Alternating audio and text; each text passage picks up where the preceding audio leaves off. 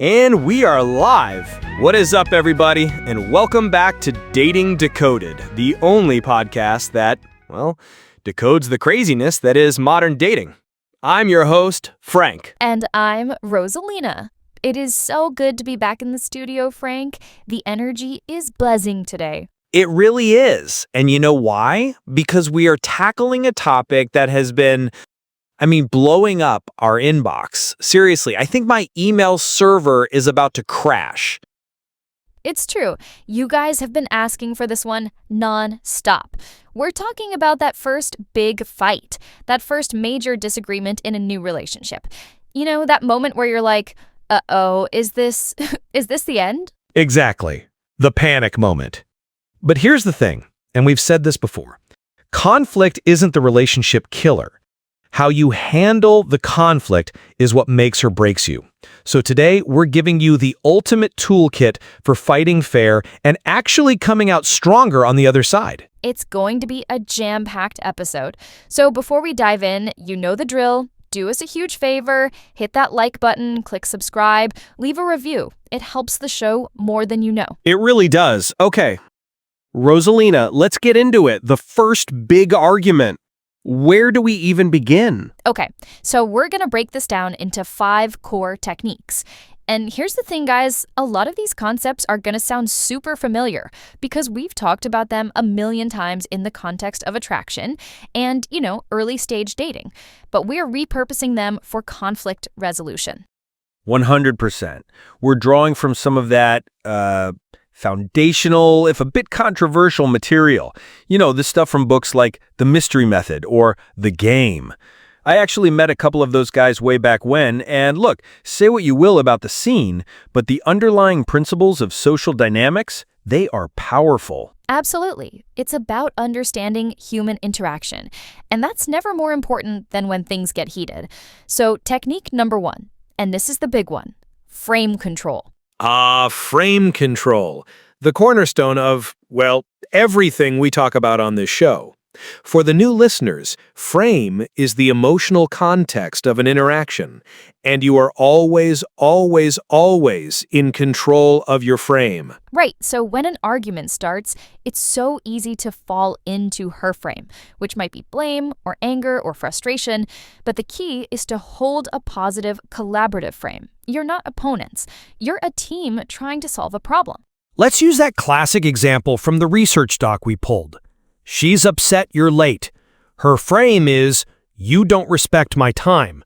A defensive reaction would be to say, traffic was insane, it's not my fault. That's just a power struggle. Which gets you nowhere. But with frame control, you absorb her point and reframe it. You say something like, look, let's keep this positive. I value our time together so much, and I hate that we're starting the night like this. How can we fix this? Boom.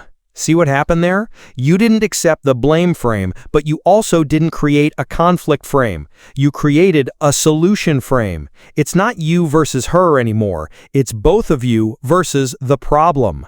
It's subtle, but it is a complete game changer. It shows leadership and builds trust, but you have to be careful not to be over-dominant. It's a partnership, not a dictatorship. True. It's about guiding the emotional tone, not steamrolling her feelings, which actually leads perfectly into our second technique, calibration and reading signals. The social detective work.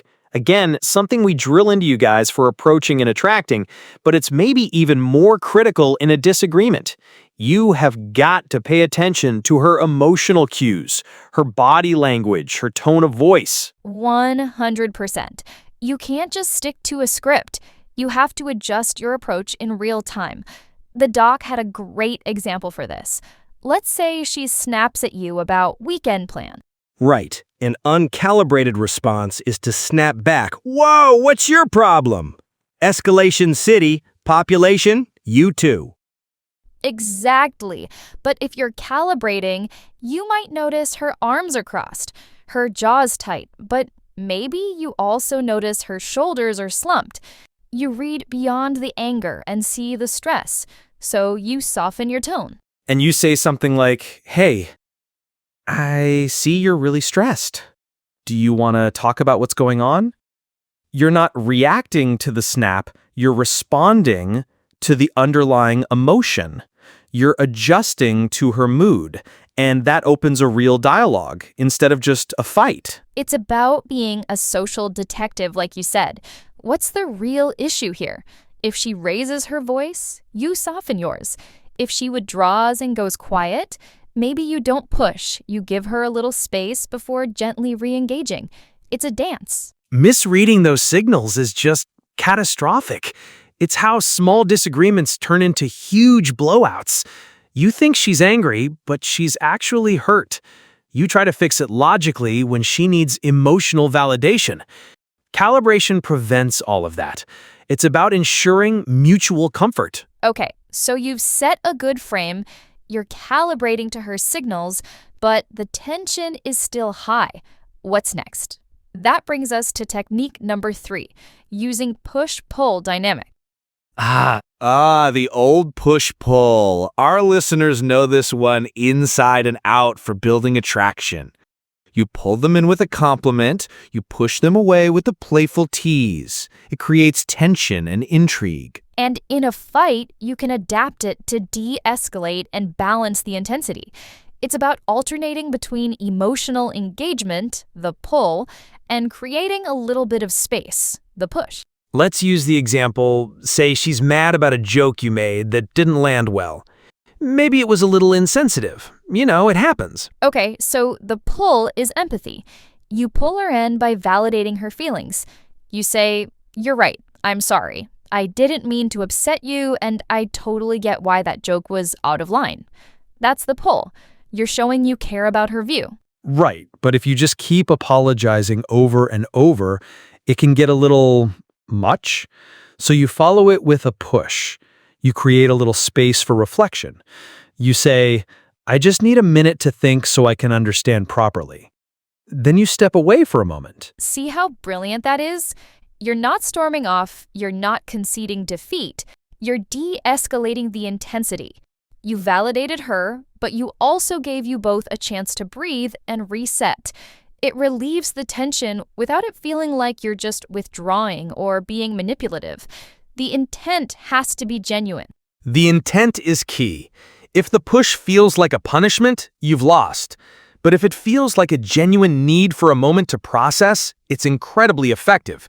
It breaks the cycle of attack, defend, attack, defend. Totally. Okay, so things are calming down. You've used push-pull to take the heat out of the moment. Now it's time to rebuild that connection. This brings us to number 4, which is an adaptation of a familiar concept. We're calling it physical comfort. Right. So the old school term for this was kino escalation. And look, we know that term has some baggage. The original idea was about gradually building rapport through touch. In a conflict, we're rebranding it as a way to reestablish connection non-verbally. And we have to put a massive disclaimer here. This is 100% about consent and calibration. If she is still angry and physically closed off, do not touch her. This is for when the conversation has become calm and you're moving toward resolution. Absolutely. Consent is paramount, but a gentle, non-threatening touch can be incredibly powerful. It says, "We're okay. I'm here. We're on the same team."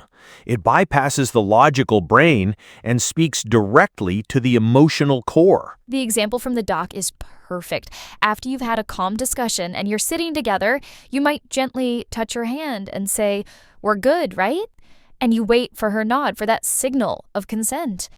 Or a light hand on her shoulder during a pause, just to signal, "I'm here with you." It's not about dominance, and it is absolutely not about trying to be seductive in that moment. It's purely about comfort, reassurance, and rebuilding that physical sense of connection that gets lost during a fight. Exactly. It rebuilds rapport and shows that the conflict didn't break your bond. It's a small gesture with a huge impact, as long as it's ethical and based on mutual agreement. Which brings us to the final step, the grand finale. Technique number 5, always be closing for resolution. Love that we repurpose this ABC. For anyone who's ever been in sales, you know it means always be closing. And we've talked about how this applies to, getting a number or setting up a date. But in an argument, it means always be closing the loop. It means proactively seeking a solution or an agreement to move forward. The worst thing you can do is just let an argument fizzle out with no resolution. That just builds resentment. Oh, 100%. It's like leaving a wound open. You have to close it. This is about taking the lead to find a way forward. So the simple example is a disagreement over dinner choice. You've both been going back and forth. You're both getting hangry. The ABC move is to stop the debate and propose a close.